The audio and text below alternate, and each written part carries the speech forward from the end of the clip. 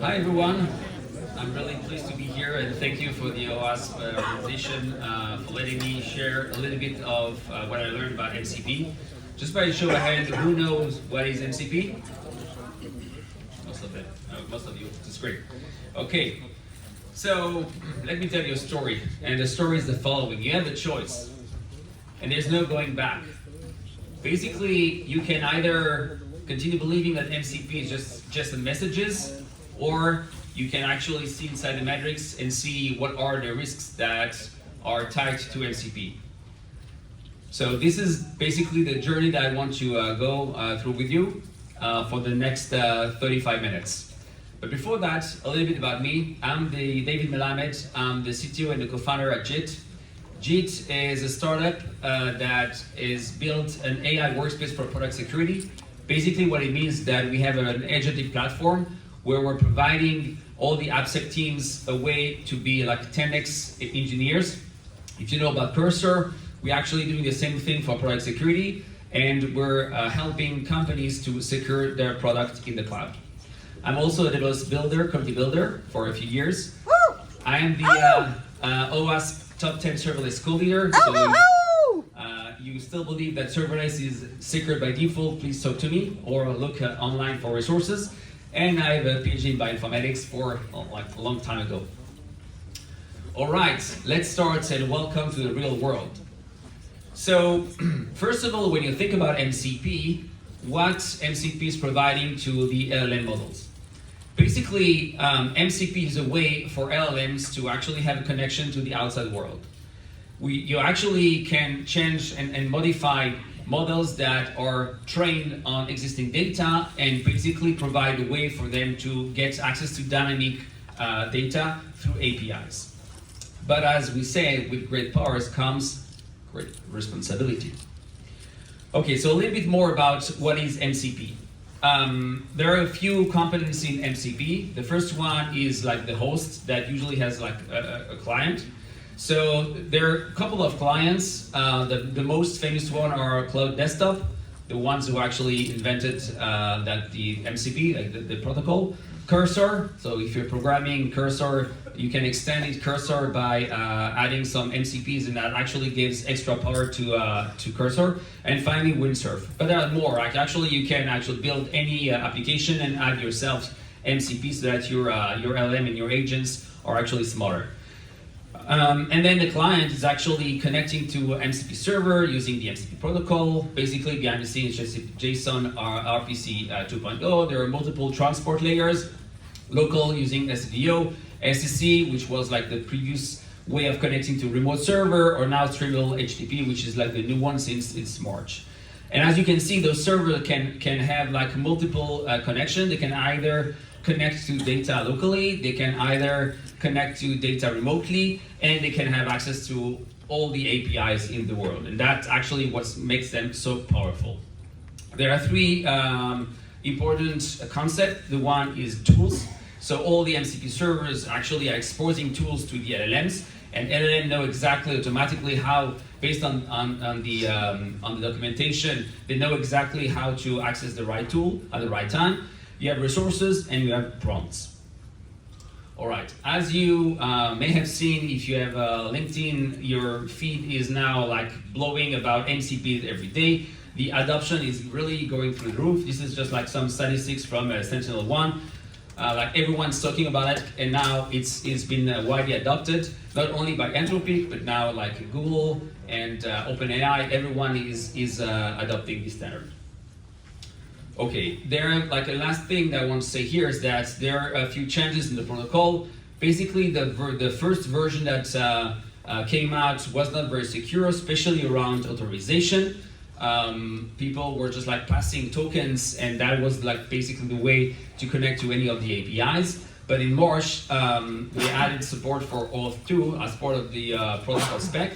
And so now there's a way better way to connect and do authorization correctly using MCP. They also changed like from SSC to streamable HTTP, which actually moves from connection that are always on to and stateful to a protocol that can be stateless if you want. There's a small note here. One of the features that was in the original version of the protocol was sampling. Sampling was a way for server to actually connect to the client, and that was really vulnerable to attacks. And so right now in the new protocol, they actually kind of deprecated it, or like they're not talking about it. But if you're still using like clients that have not moved to the new version, so make sure that you're not vulnerable to these type of attacks. All right, so what organizations mostly think about MCP? Well, basically, if you ask a lot of them, they will say like it's an API that provides access to tools out there, just like passing JSON messages. Like what's the harm doing that? Everything is sandbox, so it should be safe. Just another REST API is what most people think. But actually, if you're taking the red pill, you would actually know that MCP is not that at all. Basically, it's a way to execute dynamic tools on your system. It has like direct system access capability, so it can do harm on your laptop. There is a bidirectional data flow with external tools, meaning that, of course, you can like get access to tools, but tools can also access your laptop in your environment. And finally, it's an AI code-driven execution, AI code execution environment. So there's a lot of harm that you can do with that. Basically, as soon as you compromise part of the system, you can compromise like the whole. So let's say is like a tool, for example, is compromised, can compromise at the AI model, and at the end, it can also compromise your own system. There's a lot of public MCP servers. As soon as actually like the adoption went through the roof, basically a lot of people started to build MCPs for almost anything, from WhatsApp to GitHub to whatever. There are a lot of servers that are not official, like officially created by companies. Like for example, GitHub is an official one, but there's a lot of unofficial servers, and so like if you were looking at all the servers, there was some a study that actually showed that 43% are actually vulnerable to injection attacks, 30% to SSRF vulnerabilities, 20% vulnerable to unauthorized file access, and 0% that is actually proper authentication. So be really wary when you're using a server that someone else is hosting on its infrastructure, that actually what's running behind the scenes. Make sure that you have access to the code. Either like host it locally and scan the code for vulnerabilities, or know that you need to be extra careful not to actually let those servers access your environment without proper care and without proper controls in place. So if we're thinking about the attack surface of MCP, basically like this is like an overview of the data flow from the AI model that is consumed by the MCP client. And the MCP client is actually connecting to the server. The server is leveraging tools, and the tools are actually, at the end, exposing their APIs, whether it's local APIs like access to file system, or third-party API, or database access to the client and the LLM. So here you can see like the type of attacks and the type of risk you're taking if you're connecting clients to servers. So it ranges from like data leakage of sensitive data, prompt injection. If you're still using SSC, long-lived connections are also vulnerable to attacks. Tool poisoning, I'll really get into details here, is one of the most like popular attacks today, and it's super easy to actually do it. So make sure that you're aware of that, and I'll show you also how to protect yourself against those attacks. And finally, like over permission, of course, if you're not checking like the permissions that in the scope that you're providing those tools and those servers, then you can actually be very vulnerable. Since we're in the OWASP conference and there's a great top 10 of LLM, there's here a mapping of the risk for MCP servers when compared to the OWASP LLM top 10. As you can see, most of them are actually, like there's a big overlap, because at the end, the attacks that you can do on LLMs are actually very, like the prompt injection, the insecure output handling are also like the main risks that you have like with MCP servers. Okay, so now let's take a look at a few attack scenarios. So first of all, like there are three main attack types. The first one is malicious code execution. So basically being able to execute any type of code in your environment. The second is remote access control. So the ability for an attacker to actually access your environment through prompt injection in some of the tools.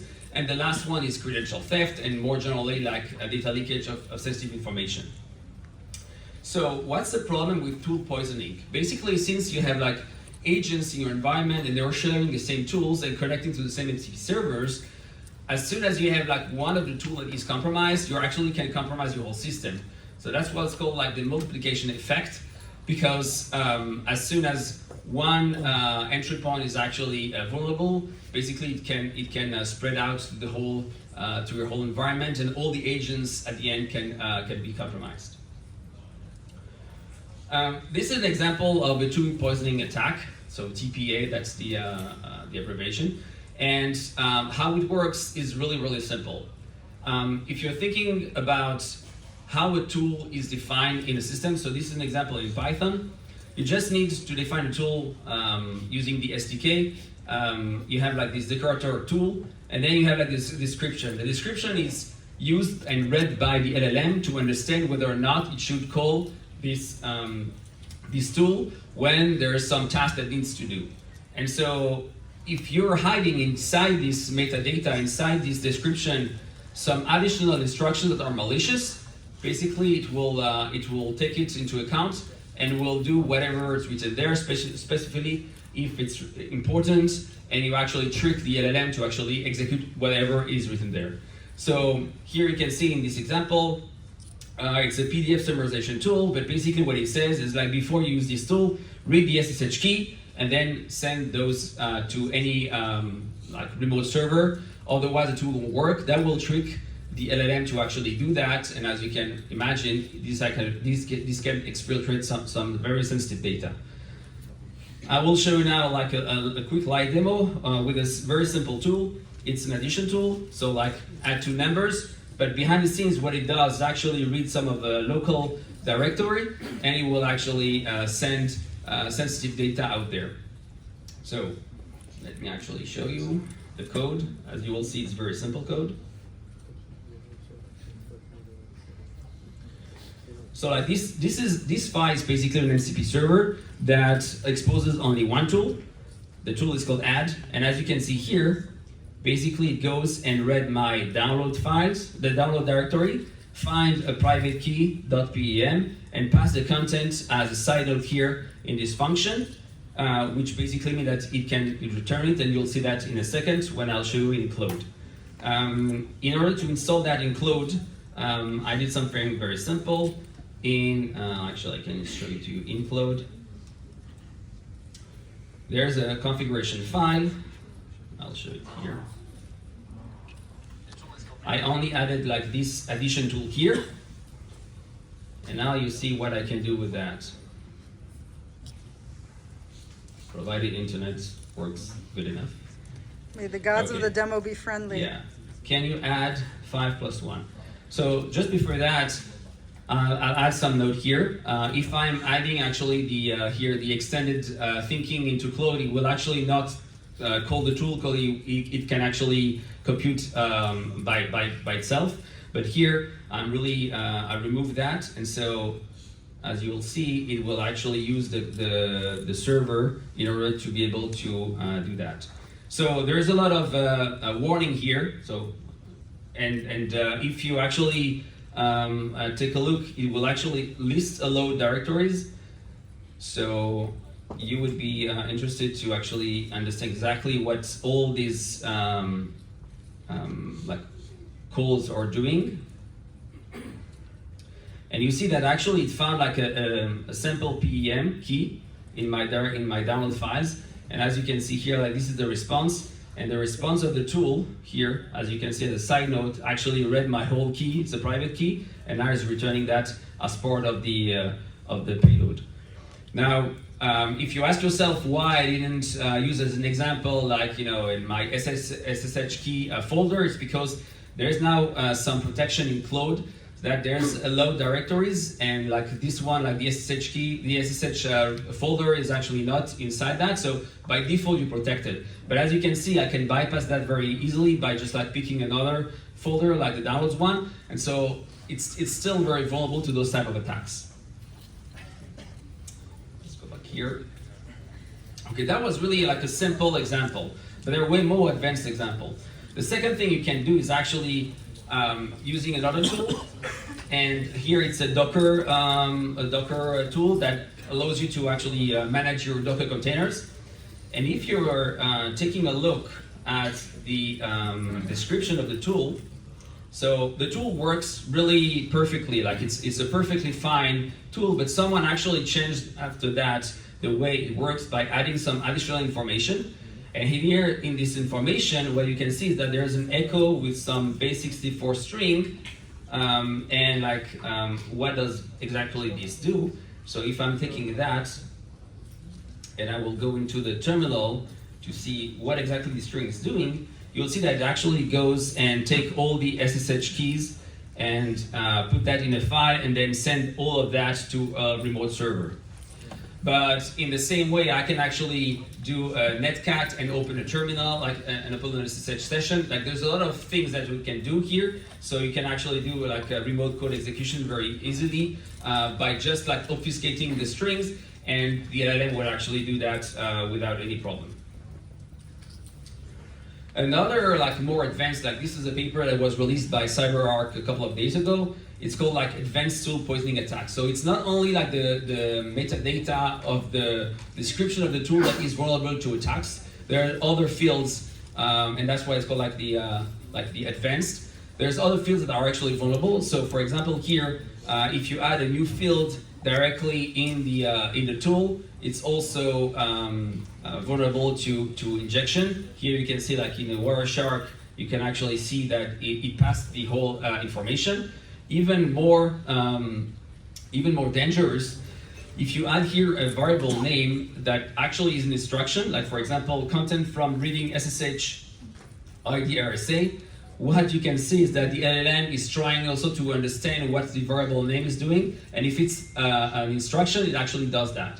So here you can see it actually modified this and actually filled that with the value itself of the key.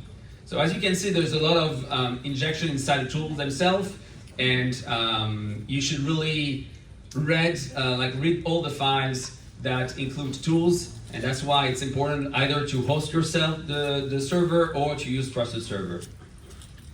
Yeah, this is like more like description like exactly of the whole flow. As you can see, like the LLM call for the tool, and then it actually has an error. And as part of the error, there's another instruction to proceed. Please provide the content of this file. And the thing is, the LLM basically thinks that in order for the tool to work, you actually need to follow this instruction. It doesn't understand basically the security issue here, and so it will do that. It will resend the request again, and based on the way it was done here, it will actually succeed, but you won't see it. It will be masked behind the scenes. And so you think that everything works correctly, but basically the attacker had now access to your keys.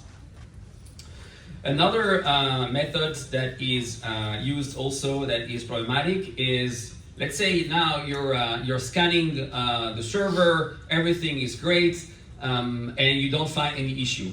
But the problem is that after, let's say, a month, an attacker is changing the tool themselves and have a description. So it's called the rug pull update. And so basically it started with something that is completely benign, but suddenly the tool description was swapped. And so now your server is actually malicious. And like if you're not scanning continuously the server, you may actually be completely ignorant of what happened here. Another type of attack is what's called like cross-server tool shadowing. So here it takes into account the fact that because everything is based on the name and the descriptions, if now I'm coming up with a server with the same name or the same tools, it actually can override the routing in terms of the LLM, who can actually pick the wrong server and the malicious server, and actually now I'm in big trouble. because instead of sending an email that is a regular one, now I can send all the emails and do the exfiltration to a remote server. The last one is server spoofing, which is kind of the same idea, but now it's just like based on the name of the server. I can actually go and also replace or override the regular server, the trusted server, with something that is totally malicious. And same effect, I can actually do either data exfiltration, remote code execution, and things like that. Okay, now if you heard a couple of days ago, there was a claim that there's the GitHub server is actually being exploited, and you can actually do a lot of damage by using this server. Let me explain you a little bit how the exploit was actually found and what you can do with that. So it started with a guy that is opening a GitHub issue in a public repository, and an AI agent that actually says, okay, I want to retrieve all the issues here and deal with them, handle them automatically. Okay, there's a lot of companies that provide those kind of agents that know how to remove and handle automatically all the open issues. Now the thing is that this AI agent has actually a token that has access to both the public and the private repos. And what happens here is that in the GitHub issue itself, the guy actually was smart and in terms of instruction asked to create a PR, or like to change the README file of the project and add all the information about all the repos that the author is working on, including private repos. Now the thing is, because the agent has no idea what's a public repo or private repo, it actually will do that. And as you can see here, in this example, it actually opened the PR with all the details inside the README. Now I will get back to that example afterwards, but I'm claiming that it's not really like an exploit of the MCP servers themselves. It's just like the fact that you shouldn't have, you shouldn't expose, like in a public repo, a token that has also access to your private repos. So there's ways you can actually deal with that, and it's not really an exploit of the server itself, like it's how the API is working in GitHub. But it's an interesting example to show how imaginative people are when they're thinking about MCP server and the damage that if you're not thinking about it, you can do by just like providing something in the public. Another type of attack is called retrieval agent deception. Basically, the idea is that if you're using an MCP server that does RAG, so basically you have like your knowledge base that comes from untrusted sources or even trusted sources, but that is compromised. So here, for example, I'm indexing some files in Reddit into my own knowledge base, and I have an MCP that retrieves that. Now, what if I'm asking to get a bash script to delete all the log files older than 5 days on Linux and execute it? And of course, I'm not checking the results. So here, if someone managed to actually compromise the file and add something in the answer, like for example here, rf/home, of course, that can be disastrous. So here again, like there's some basic hygiene. Make sure you do not trust blindly the output of your LLM, especially if you're using like data from an external source. Other type of threats that are like not really like tied to the LLM itself, like the server authorization. Now it uses OAuth 2.1, but it's still vulnerable to authorization code interception. There's ways around that. I'll get to that in a few minutes. And also the server, the SSC protocol is also kind of vulnerable of attacks because you have like an always-on protocol. So here also now they transition to a streamable HTTP. So if you actually have built an MCP server or using MCPs, make sure that you are also moving to this new protocol. All right, so we are talking about the attacks. Now let's talk about the defense. So here, I found this paper really interesting. It's called Enterprise Grade Security for MCP, and they're actually using Maestro as a way to do threat modeling for MCP server, and actually gets into all the details of like the various layers that you should take into account when you think about security and securing an MCP server. And I'll get to that afterwards, like a real how to build an MCP server that is secure by default.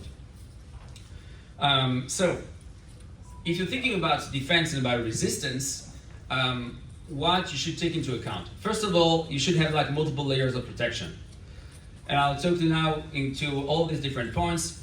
What do I mean by zero trust architecture? How do I do continuous monitoring? And how do I do like rapid incident response? So zero trust architecture. Of course, when you're in a world when you have like a lot of data that is external and sometimes not trusted, don't trust anything.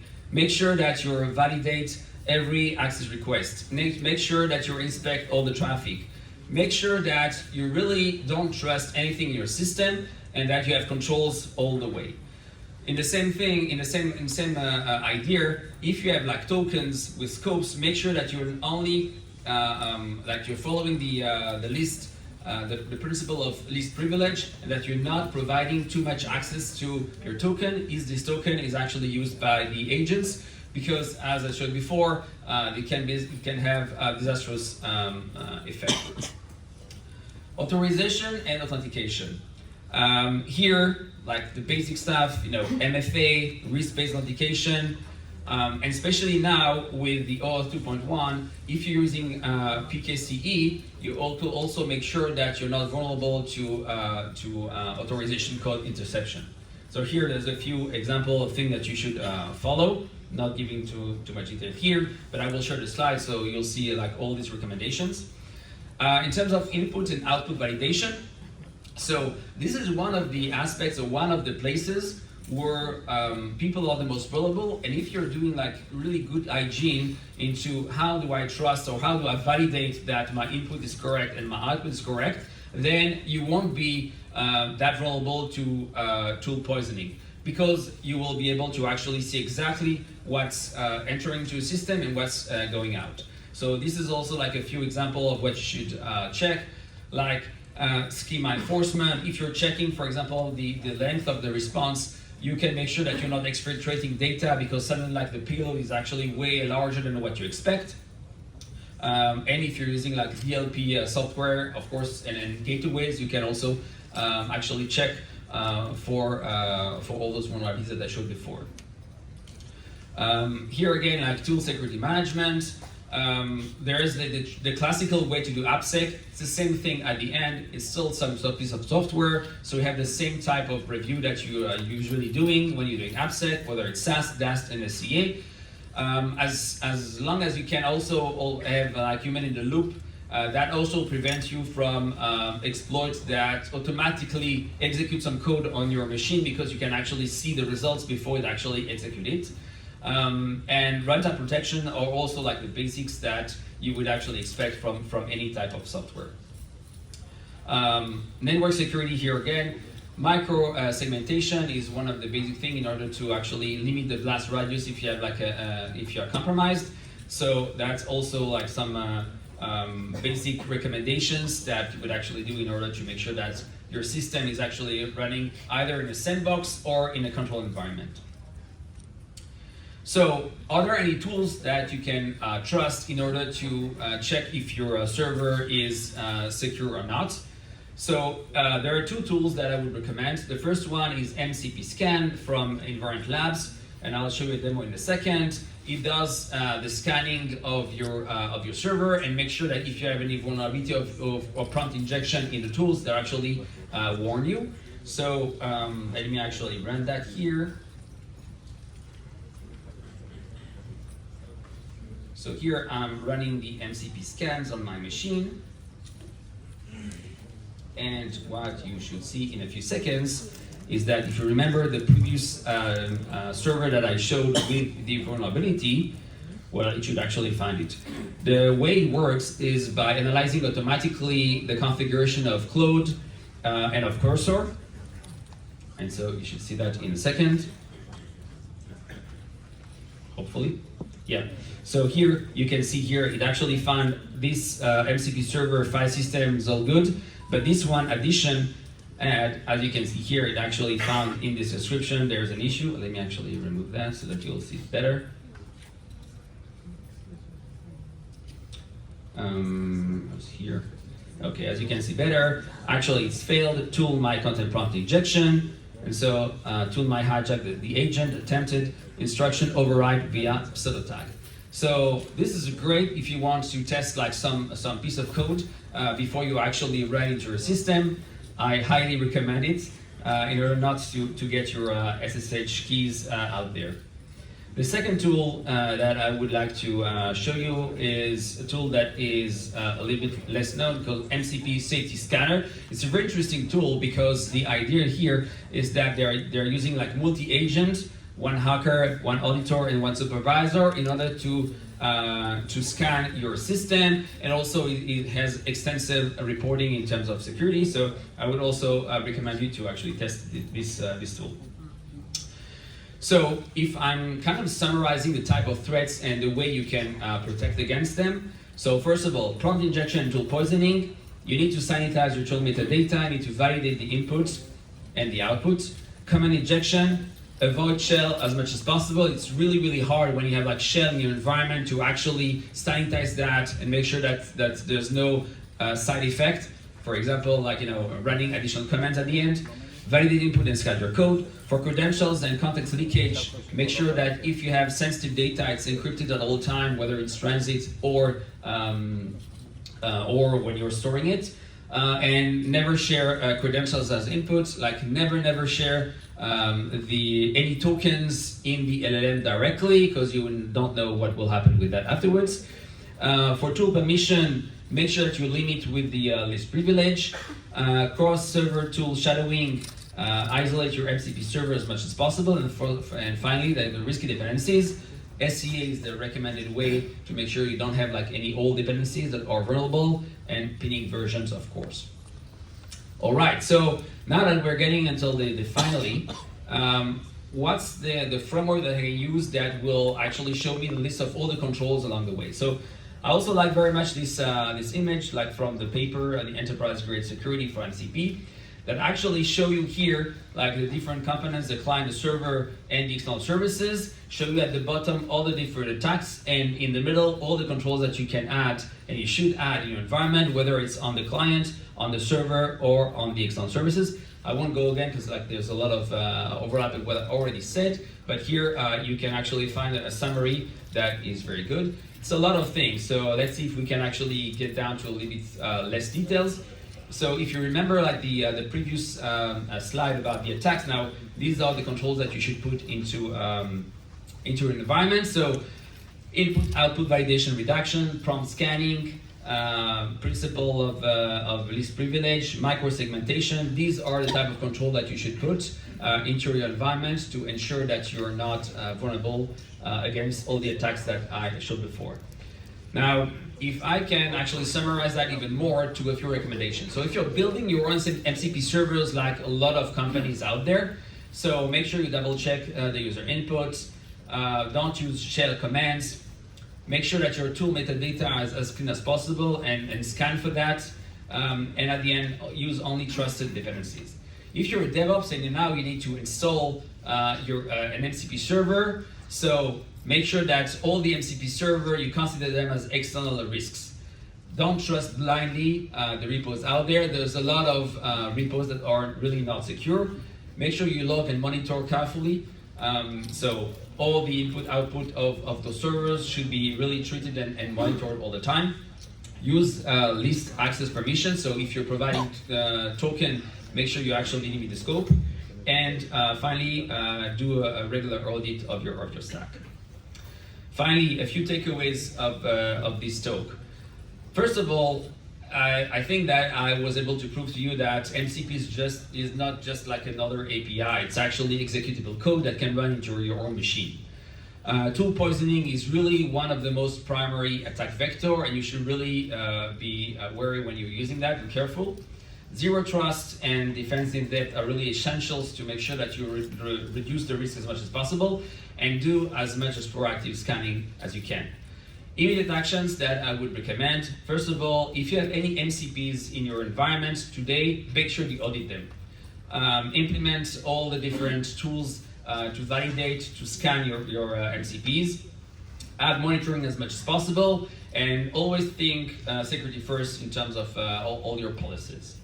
And at the end, the choice is yours. You can either take the blue pill and still believe that security is important, but we'll deal with that later, until it's too late. Or take the red pill and actually start already today and make sure that you add all the controls in your environment and try to adopt MCP in a safe way. A small quote to finish. The matrix cannot tell you who you are, but your MCP security posture can definitely tell attackers everything about your organization, so make sure about it. A few references that I added here if you want to know more about that. There's a lot more to say. Thank you very much, and if you want to contact me,